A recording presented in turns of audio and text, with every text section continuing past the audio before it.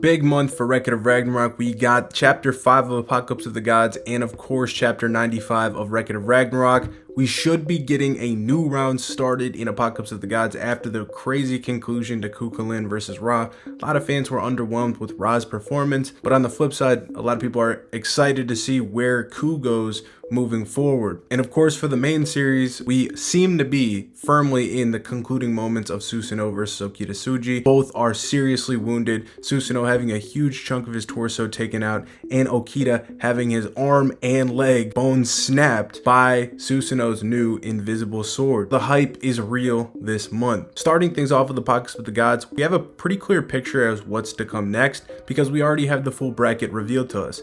The next fight in order seems to be Wukong versus Prometheus. We've already got Wukong's design. A lot of people like it. We've not seen Prometheus as of yet, so I'm assuming we're going to get that reveal this chapter. Now, we may have some aftermath with characters reacting to the conclusion of round 1, and if I was to guess, I think that we probably will get the introductions for round 2 near the end of the chapter. So I'm not sure if we're going to get any fighting this chapter, but we should have a lot of lore and the introductions with the character reveal of Prometheus if I was to guess. Now, Prometheus' story is pretty interesting because I'm pretty sure he has a pretty strained relationship with Zeus.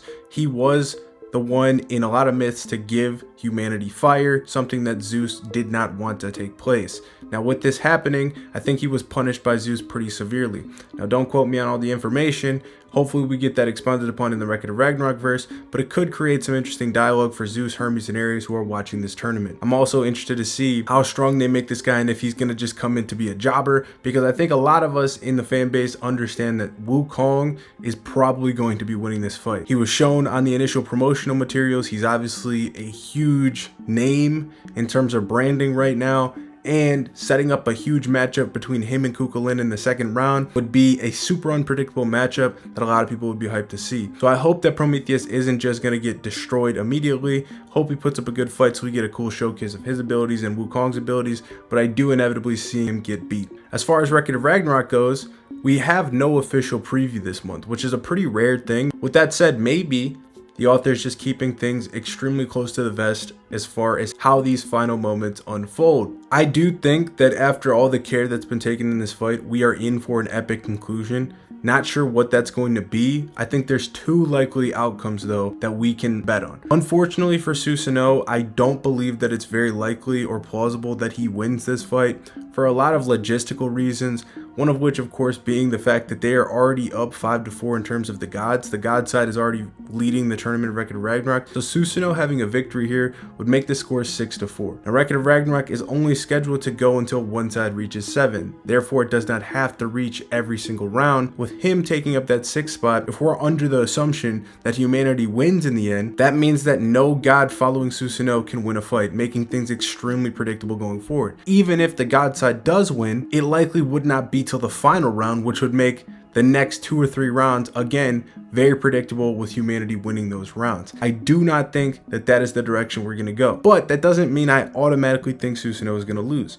I do think that there's a good possibility of that, but I also think that there's a strong possibility we get a draw here. Now, we've talked about this at great length for many months, that a draw needs to occur for every human fighter to get a round. This, of course, was because of the Buddha situation where Buddha fought, but when Buddha loses his spot on the roster, that gets replaced by Hades.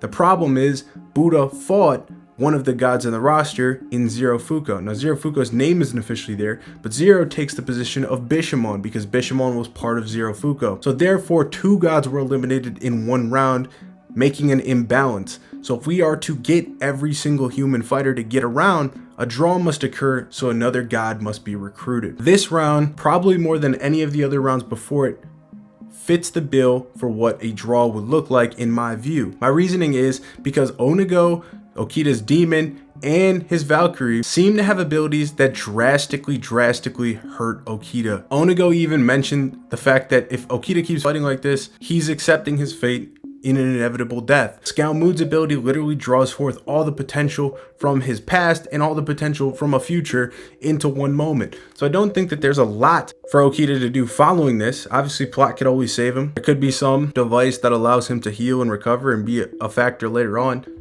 But if they want to truly pay off all those statements, A draw here would be epic, especially with the opponent Susanoo. Both of these guys are legendary swordsmen that have waited for the day that they could truly go all out and truly find an opponent worthy of their skill set. They finally found that match, and now going out together in this custom stage arena, I think would be a beautiful sight, and I think it would be a really awesome moment that would make the following rounds all the more unpredictable and all the more hype inducing. And it would get a lot of fans speculating on who that extra god will be. And even if you're a big fan of Susanoo, you gotta understand that taking a victory here means that Loki is guaranteed to lose.